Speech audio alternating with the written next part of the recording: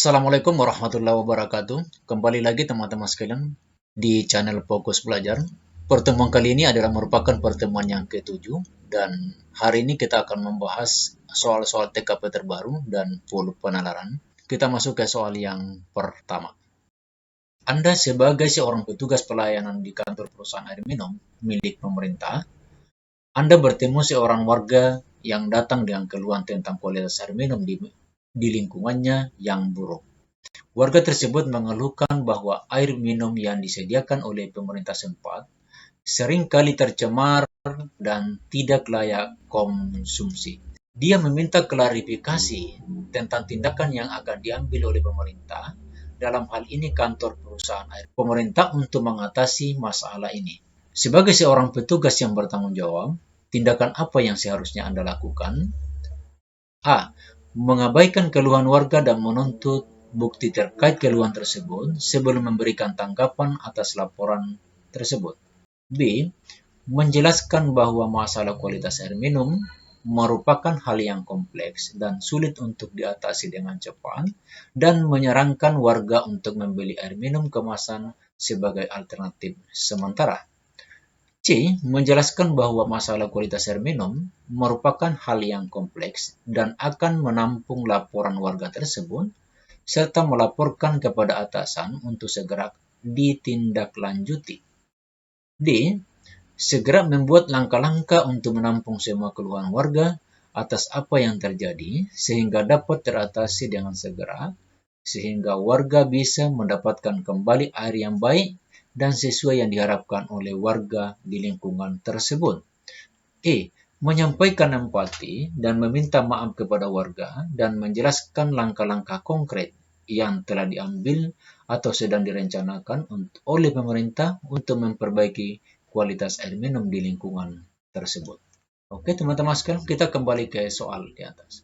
Untuk menjawab soal seperti ini, teman-teman sekalian, kita harus mengerti betul apa yang diminta dari pertanyaan soal ini. Nah, sekarang kita lihat bahwa soal ini yang diminta itu adalah warga ini meminta klarifikasi tentang tindakan yang akan diambil oleh pemerintah untuk mengatasi masalah ini, yaitu masalah kualitas air minum yang seringkali tercemar dan tidak layak konsumsi. Di poin A, mengabaikan keluhan warga dan menuntut bukti terkait keluhan tersebut sebelum memberikan tanggapan atas laporan tersebut. Nah, ini kan yang diminta tadi klarifikasi dan tindakan yang akan diambil oleh pemerintah dalam hal ini kantor perusahaan air minum. Berarti jawaban ini sudah pasti salah. B. Menjelaskan bahwa kualitas air minum merupakan hal yang kompleks dan sulit diatasi dengan cepat, dan menyarankan warga untuk membeli air minum kemasan sebagai alternatif sementara. Nah, ini pihak perusahaan, dalam hal ini petugas pelayanan publik, pelayanan kantor, menjelaskan bahwa ini masalah air ini merupakan masalah sulit ya, masalah kompleks dan sulit untuk diatasi dengan cepat. Nah, dia sarannya untuk membeli air minum kemasan dulu. Saya kira ini benar, tetapi kurang ini. Poinnya kurang. Ya, simpan dulu. Kita masuk ke C. Menjelaskan bahwa kualitas air minum merupakan hal yang kompleks dan akan menampung laporan warga tersebut, serta melaporkan kepada atasan untuk segera ditindaklanjuti. Nah, ini masih sedikit di atasnya juga kurang, tapi ini di atas sedikit ini dibanding B tadi. Kita simpan juga. D. Segera membuat langkah-langkah untuk menampung semua keluhan warga atas apa yang terjadi, sehingga dapat teratasi dengan segera, sehingga warga bisa mendapatkan kembali air yang baik dan sesuai yang diharapkan oleh warga di lingkungan tersebut. Saya kira ini sudah ada penjelasan dari pihak perusahaan membuat langkah-langkah, kemudian menampung semua keluhan warga, sehingga dia langsung dapat mengatasi ini dengan segera, sehingga warga bisa dapat kembali mendapatkan air yang sesuai yang diharapkan di lingkungan tersebut. Kita simpan, ini positif juga ini. E. Menyampaikan empati dan meminta maaf kepada warga dan menjelaskan langkah-langkah konkret yang telah diambil atau sedang direncanakan oleh pemerintah untuk memperbaiki kualitas air minum di lingkungan tersebut. Nah, kalau yang E ini teman-teman sekalian, ada beberapa poin di sini yang intinya. Pertama, dia menyampaikan empati dulu. Pihak pemerintah ada empati ini, pemerintah maaf. Kenapa ini perlu? Ini kan sudah tercemar nih ya. Pelayanan sudah tercemar dan tidak layak konsumsi, tapi masih diedar ini. Masih diminum oleh masyarakat. Perminta maaf dulu. Kemudian dia menjelaskan langkah-langkah konkret. Ini dua. Ya, yang telah diambil atau sedang direncanakan pemerintah. Untuk apa? Untuk memperbaiki kualitas air minum di lingkungan tersebut. Saya kira ini yang kompleks ini. Artinya ini yang paling lengkap ini jawaban. Kalau begitu teman-teman sekalian, jawaban yang benar itu ada di E. Kalau mau diurut teman-teman sekalian, kira-kira poinnya akan seperti ini ya. A 1, B 2, C 3, D 4, dan E 5 yang paling tinggi tadi. Sebagai seorang ahli teknologi informasi dan komunikasi, di sebuah perusahaan, Anda bertanggung jawab untuk mengelola keamanan sistem komputer perusahaan. Suatu hari, Anda menerima laporan dari salah satu karyawan bahwa dia telah menerima email yang mencurigakan dengan lampiran yang tidak dikenal. Karyawan tersebut ragu apakah email tersebut aman untuk dibuka atau tidak. Nah, sebagai ahli TIK yang berpengalaman, tindakan yang seharusnya Anda ambil adalah titik-titik. A. Menyampaikan kepada karyawan untuk lebih berhati-hati dan teliti dalam membuka sebuah email yang mencurigakan, apalagi tidak mengetahui dengan jelas dari mana asal email tersebut, karena bisa saja itu adalah email phishing atau malware sehingga berisiko untuk dibuka, sehingga sebaiknya dihapus. B. Menyampaikan kepada karyawan bahwa email tersebut sangat mencurigakan dan menginstruksikan untuk tidak membuka lampiran, serta memberikan edukasi dan penjelasan tentang potensi risiko keamanan yang terkait dengan lampiran email yang tidak dikenal, dan menginstruksikan jika ada email yang seperti itu langsung dihapus untuk keamanan jaringan perusahaan.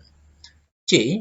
Memberikan instruksi kepada karyawan untuk mengabaikan email tersebut dan menghapusnya tanpa membuka lampiran, tanpa memberikan penjelasan lebih lanjut. D.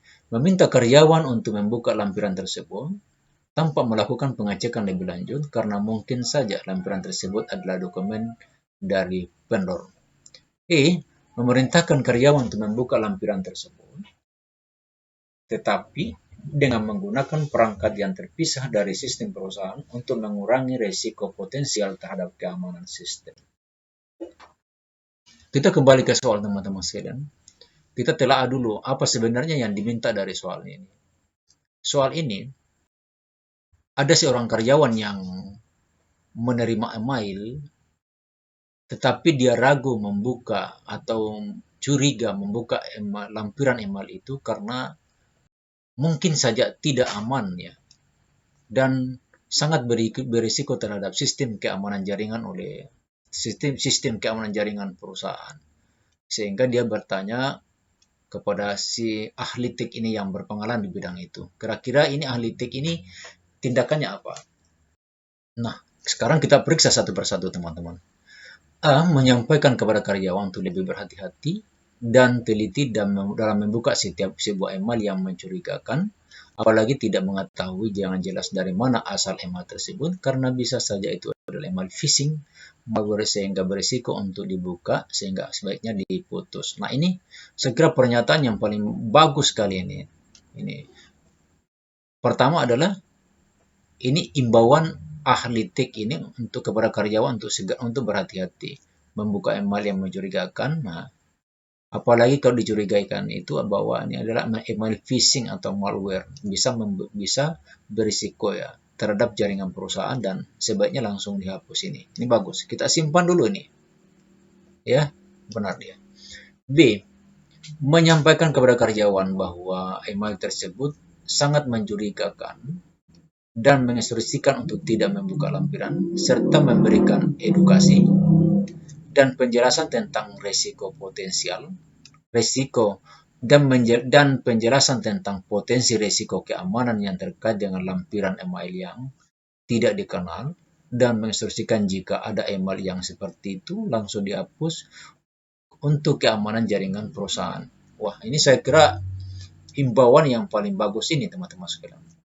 Ya, ini si ahli ini dia menyampaikan kepada karyawannya untuk bahwa email ini sangat mencurigakan. Kemudian dia instruksikan untuk tidak membuka lempiran ini. Kemudian apalagi dia memberikan edukasi atau penjelasan potensi risiko yang akan diambil yang terjadi maksudnya jika lampiran email ini kita buka. Kemudian apalagi dia menginstruksikan untuk email ini agar segera langsung dihapus. Untuk apa? Untuk keamanan jaringan perusahaan. Saya kira ini paling kompleks ini dari tindakan seorang ahli TIK ini teman-teman sekalian. Ini. Oke. Kita simpan dulu tuh. C. Memberikan instruksi kepada karyawan untuk mengabaikan email tersebut dan menghapusnya tanpa membuka lampiran, tanpa memberikan penjelasan. Ini bagus juga, tetapi kan perlu edukasi yang lebih bagus di sini kepada setiap karyawan ini. Ini benar juga, tapi masih kurang dia. D. Meminta karyawan untuk membuka lampiran tersebut tanpa melakukan pengecekan. Saya kira ini kurang bagus ini. Tindakan yang kurang bagus. E. Memerintahkan karyawan untuk membuka, sama juga ini, tapi masih lebih dekat ini, masih lebih di atas ini. Ini ada negatif positif begini ya. Nah, teman-teman sekalian, kalau jawaban yang paling benar ini, kalau menurut saya ini B. Kemudian A. Nah, kalau diurut teman-teman sekalian, kita bisa lihat di sini bahwa A itu 4, ini, kemudian B tadi itu 5. Nah, selanjutnya 3, 1, 2. Sebelum lanjut ke pembahasan soal, teman-teman sekalian, ini ada informasi penting dari website sobatcpns.com, di mana website ini menyediakan berbagai macam bentuk bimbingan belajar yang tujuannya adalah untuk mempermantap diri teman-teman sekalian dalam mengerjakan soal-soal tes CPNS di penerimaan CPNS tahun 2024 ini. Caranya adalah teman-teman sekalian silakan Anda klik tautan yang ada di deskripsi video pembelajaran ini. Kalian cuma menyiapkan saja nama, email, nomor HP, password, dan silakan daftar. Setelah itu kalian akan mendapat verifikasi email dan ketika Anda sudah login, kita akan temukan berbagai macam bentuk menu belajar yang ada. Pertama di sini adalah pilih paket, tryout SKD, hasil tryout, latihan singkat lainnya. Sebelum teman-teman sekalian tryout di SKD sini untuk latihan, maka teman-teman sekalian di sini harus beli paketnya dulu. Untuk paket SKD Premium ini itu harganya 99.000 per tahun. Kalau SKD Platinum CPNS 175.000 per tahun dan SKD paket kedinasan ini harganya 99.000 per tahun. Di sini fasilitas yang disediakan teman-teman sekalian adalah akunnya itu bisa diakses selama 1 tahun. Kemudian berisi setiap paket trial ini berisi 15 paket tryout premium. Kemudian berisi 230 paket latihannya, pembahasan lengkap dan kunci jawaban yang ada. Kemudian statistik, nilai dan skornya itu terlihat jelas. Kita bisa lihat di situ. Kita bisa mereviewnya di situ. Tunggu apa lagi? Silakan Anda daftar di situ dan selamat berjuang dan belajar di sobatcpns.com. Anda baru bergabung dengan sebuah perusahaan teknologi sebagai manajer proyek. Tim Anda terdiri dari anggota yang sangat beragam, termasuk Andi.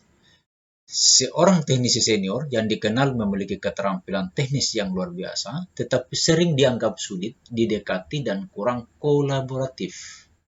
Nah, ini punya masalahnya ya. Anda menyadari bahwa untuk mencapai tujuan proyek secara efektif, penting bagi Anda untuk membangun hubungan kerja yang baik dengan Andi. Dalam sebuah pertemuan tim, Anda memperhatikan bahwa Andi cenderung bekerja sendiri dan jarang berpartisipasi dalam diskusi kelompok. Sebagai manajer proyek, apa langkah yang Anda akan ambil untuk memperbaiki situasi ini dan membangun jejaring kerja yang lebih efektif dengan Andi? A. Anda mengatur sesi pelatihan tim yang difasilitasi oleh pihak ketiga, fokus pada peningkatan keterampilan kolaborasi dan komunikasi dengan harapan semua anggota tim, termasuk Andi, akan terlibat lebih aktif. B. Anda memberikan tugas yang sangat menantang kepada Andi dengan harapan bahwa rasa tanggung jawab dan kesempatan untuk bersinar akan memotivasi dia untuk berkolaborasi lebih baik dengan tim. C. Anda memutuskan untuk mengatur pertemuan satu-satu dengan Andi di luar jam kerja untuk membicarakan hobi dan minat pribadinya, dengan harapan ini akan membuka jalan untuk komunikasi yang lebih baik di tempat kerja. D. Anda mengajak Andi untuk bekerja sama dalam menyelesaikan tugas-tugas kecil yang tidak terlalu penting terlebih dahulu, sehingga bisa membangun rasa saling percaya secara bertahap tanpa tekanan. E. Anda meminta bantuan seorang rekan kerja yang dekat dengan Andi untuk menjembatani komunikasi antara Anda dan Andi, serta membantu mengintegrasikan Andi lebih baik dalam diskusi tim. Oke teman-teman sekalian, kita kembali ke soalnya. Ini soalnya panjang sekali, dan kita harus tahu telah apa inti dari pertanyaan ini dan apa yang diminta. Nah ini tadi kan Anda diangkat sebagai project manager. Kemudian di tim Anda itu ada yang namanya Andi ini. Dia seorang teknisi senior yang punya keterampilan teknis yang luar biasa.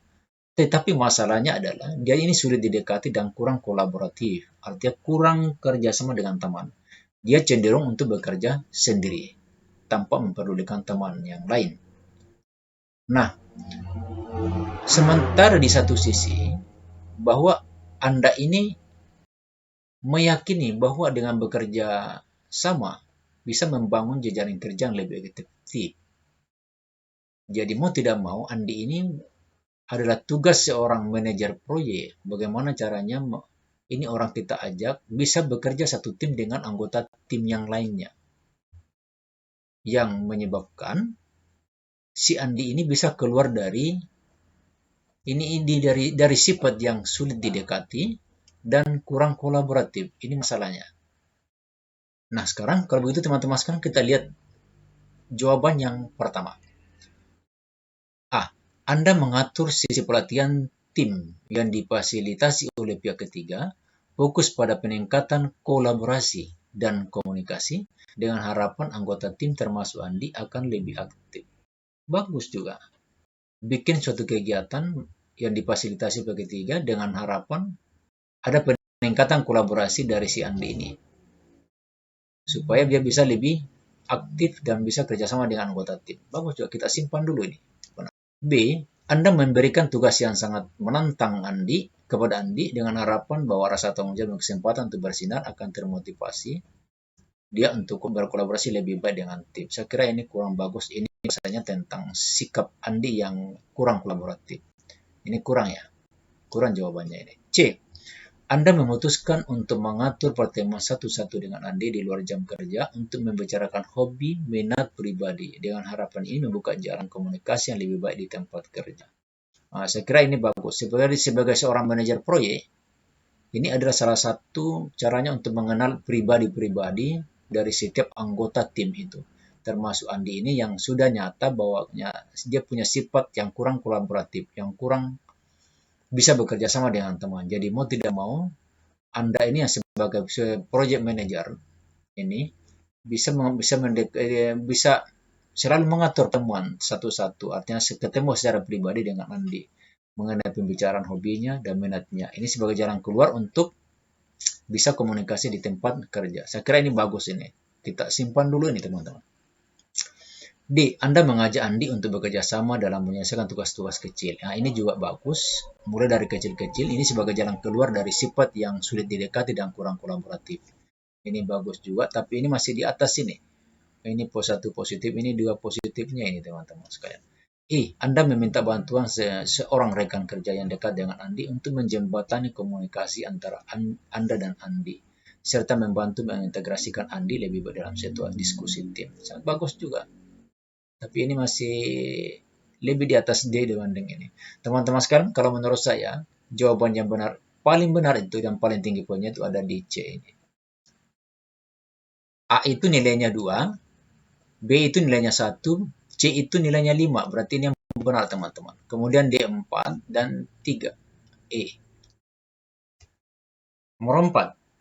Anda adalah seorang manajer proyek di sebuah perusahaan konstruksi. Proyek yang sedang Anda pimpin memiliki tenggat waktu yang ketat dan anggaran yang terbatas.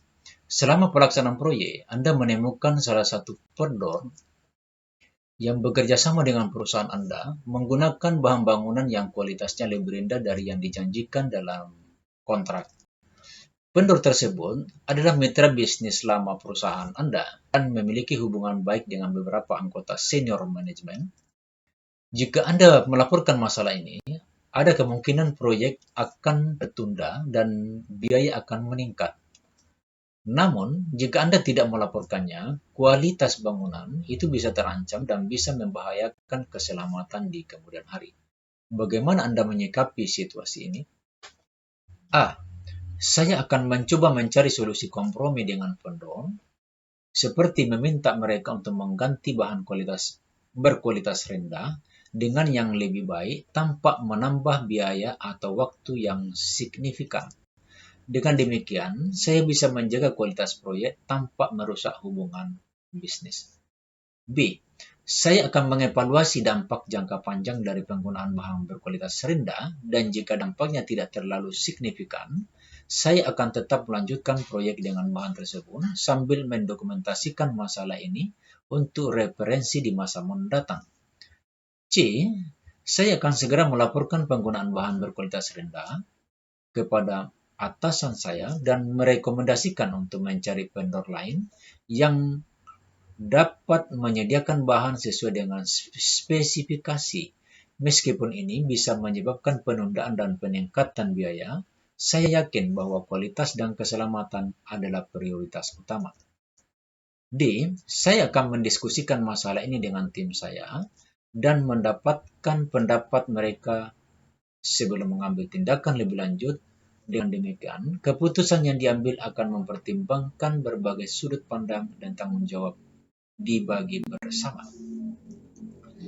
E. Saya akan membiarkan penggunaan bahan berkualitas rendah untuk menjaga hubungan baik dengan vendor dan menghindari peningkatan biaya serta penundaan proyek. Saya percaya bahwa hubungan baik dengan vendor lebih penting dalam jangka panjang. Kita lihat kasusnya dulu. Yang pertama, Anda adalah seorang manajer proyek. Kemudian, proyek ini memiliki tenggat waktu yang ketat dan anggaran yang terbatas. Tetapi di dalam pelaksanaan proyek ini, itu ada vendor yang menggunakan bahan bangunan yang kualitasnya rendah, teman-teman. Tidak sesuai dengan perjanjian dalam kontrak. Kemudian, tetapi vendor ini, itu dia merupakan mitra bisnis lama dari perusahaan Anda. Dia ada hubungan baik dengan beberapa anggota senior di manajemen.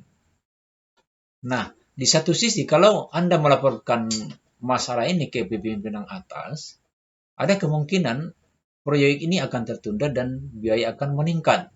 Akan tetapi kalau tidak dilaporkan, ini kualitas bangunan itu bisa terancam dan bisa membahayakan keselamatan di kemudian hari. Nah, kira-kira sikap yang kita ambil itu bagaimana? Ya, kita cek satu-satu. A dulu. Saya akan mencoba mencari solusi kompromi, seperti meminta mereka untuk mengganti bahan berkualitas rendah dengan yang lebih baik tanpa menambah biaya atau waktu yang signifikan. Dengan demikian, saya bisa menjaga kualitas proyek tanpa merusak hubungan bisnis. Nah, ini bagus nih. Mencari solusi kompromi dengan vendor. Seperti apa itu? Mengganti bahan berkualitas rendah dengan yang lebih baik tanpa menambah biaya. Bagus ini. Kita simpan dulu. B. Saya akan mengevaluasi dampak jangka panjang dari penggunaan bahan berkualitas rendah, dan jika dampaknya tidak terlalu signifikan, saya akan tetap melanjutkan proyek dengan bahan tersebut, sambil mendokumentasikan masalah ini untuk referensi di masa mendatang. Nah, ini kurang bagus ini. Kualitas rendah ingin memakai jika dampaknya tidak banyak. Wah, ini beresiko juga ini. Ini kita simpan dulu nih, kurang. C. Saya akan segera melaporkan penggunaan bahan berkualitas rendah kepada atasan saya dan merekomendasikan untuk mencari vendor lain yang dapat menyediakan bahan sesuai dengan spesifikasi. Meskipun ini bisa menyebabkan penundaan dan peningkatan biaya, saya yakin bahwa kualitas dan keselamatan adalah prioritas utama. Saya kira ini bagus sekali teman-teman sekalian. Pertama, manajer proyek melaporkan penggunaan bahan yang berkualitas rendah. Kemudian merekomendasikan agar diganti aja sekalian ini vendor ini yang dapat menyediakan bahan sesuai dengan spesifikasi di dalam perjanjian kontrak. Maksudnya kualitas bangunannya. Meskipun ini ada penundaan ini. Kenapa bisa begini yang paling bagus ya teman-teman sekalian? Karena kalau sikap seperti ini, yang dipertaruhkan itu adalah reputasi perusahaan. Kalau tetap bertahan di bahan baku yang kualitas rendah, itu kemungkinan nanti mengancam keselamatan. Nah, kalau ini hanya efeknya di sini adalah waktunya dia telat, tetapi reputasi perusahaan itu kan terjaga dia dengan kualitas yang tinggi, hasil bangunan kualitas yang tinggi. Saya kira ini yang paling bagus ini teman-teman, positif 2 ini. Kita cek deh, saya akan mendiskusikan masalah ini dengan tim saya dan mendapatkan pendapat mereka sebelum mengambil tindakan lebih lanjut. Dengan demikian, keputusan diambil akan dipertimbangkan berbagai sudut pandang tanggung jawab dibagi bersama. Saya kira ini juga bagus. Tetapi persoalannya ini seorang manajer proyek tidak mau menanggung risiko sendirinya. Sementara dia adalah proyek manajer, dia proyek manajer penanggung jawab utama. Ini sebagai keputusan tim bersama kalau begini. Ini masih bagus tapi ini kurang ini. Saya akan membiarkan penggunaan bahan berkualitas rendah untuk menjaga hubungan baik. Ini paling buruk ini. Saya kira ini satu poinnya. Teman-teman sekalian, di antara jawaban ini, kalau menurut saya, jawaban yang paling benar itu ada di C ini. Yaitu, A itu nilainya 4, B itu nilainya 2, kemudian C tadi itu nilainya 5, kemudian D itu 3, dan E ini 1. Oke, lanjut ke nomor berikutnya. Yang terakhir, 5. Anda adalah seorang ASN yang bertugas di Dinas Kebudayaan sebuah kabupaten. Dinas Anda sedang mengadakan acara tahunan untuk memperingati hari jadi kabupaten dengan tujuan mempromosikan budaya lokal. Salah satu acara utama adalah pertunjukan seni tradisional yang melibatkan berbagai komunitas etnis di daerah tersebut. Namun, salah satu komunitas etnis merasa tidak diwakili dengan baik dalam rencana acara tersebut dan mengajukan protes. Mereka merasa bahwa peran mereka dalam budaya lokal tidak dihargai dan meminta agar diberikan panggung yang lebih besar dalam acara tersebut. Bagaimana Anda akan menangani situasi ini? A. Saya akan mendengarkan keluhan komunitas tersebut dan mengadakan pertemuan dengan panitia acara untuk membahas kemungkinan penyelesaian rencana agar komunitas tersebut merasa lebih dihargai, meskipun ini bisa berarti perubahan besar dalam acara yang sudah direncanakan. B. Saya akan mengabaikan keluhan komunitas tersebut dengan asumsi bahwa mereka hanya mencari perhatian dan bahwa rencana acara sudah mencerminkan keberagaman budaya secara adil. C. Saya akan menyarankan komunitas tersebut untuk mengajukan permintaan secara formal melalui surat resmi agar bisa dipertimbangkan dalam rapat panitia berikutnya sambil tetap menjalankan rencana acara yang sudah ada. D. Saya akan menolak permintaan komunitas tersebut dengan alasan bahwa rencana acara sudah final dan tidak bisa dirubah lagi, sambil mengingatkan mereka bahwa semua komunitas sudah mendapatkan bagian yang adil sesuai dengan rencana awal.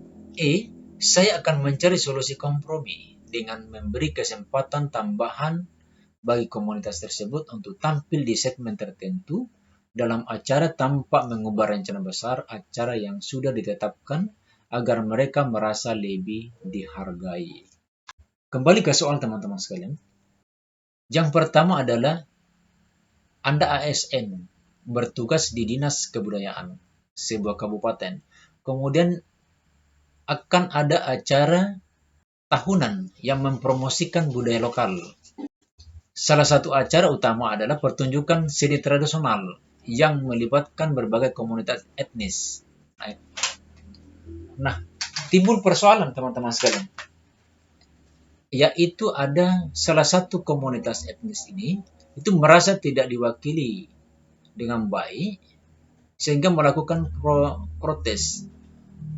Protesnya apa di sini? Dia merasa tidak dihargai karena ini meminta panggungnya mungkin dia lebih kecil sehingga meminta panggung yang lebih besar dalam acara tersebut. Nah, sekarang kira-kira apa yang harus Anda lakukan dengan situasi ini?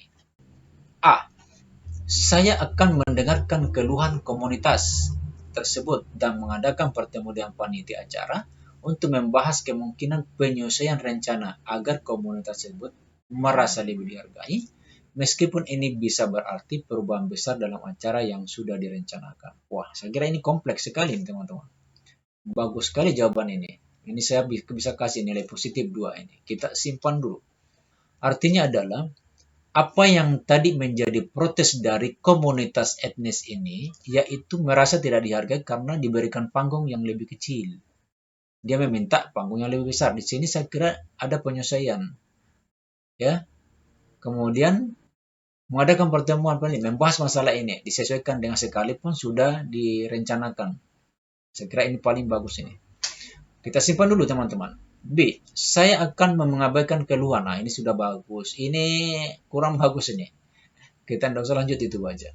C. Saya akan menyarankan komunitas tersebut untuk mengajukan permintaan secara formal. Ini terlalu formal ini dia. Melalui surat resmi agar bisa dipertimbangkan dalam rapat berikutnya. Ini bagus, tetapi ini kurang positifnya. Kita cek lagi di D. Saya akan menolak permintaan komunitas tersebut dengan alasan, wah ini kurang bagus juga ini. Tidak ada solusinya ini. E. Saya akan mencari solusi kompromi dengan memberikan kesempatan tambahan komunitas tersebut untuk tampil di segmen. Ini salah satu juga jalan keluar yang baik. Tapi ini mungkin masih lebih di atas ini, di atas ini. Ini bagus juga. Tetapi kalau menurut saya teman-teman sekalian, kalau kita baca antara A dengan E ini, yang paling tinggi poinnya itu ada di A. Kalau saya. Ini kemungkinan dia 5 dan ini 4. Kalau kita urut teman-teman sekalian, kita bisa lihat di sini. Yang pertama itu A adalah poinnya 5. Nah, kemudian yang E tadi ini 4 ya. C itu 3, D itu 2, dan paling kecil ini B. Oke teman-teman sekalian, cukup sampai di sini dulu ya. Wassalamualaikum warahmatullahi wabarakatuh.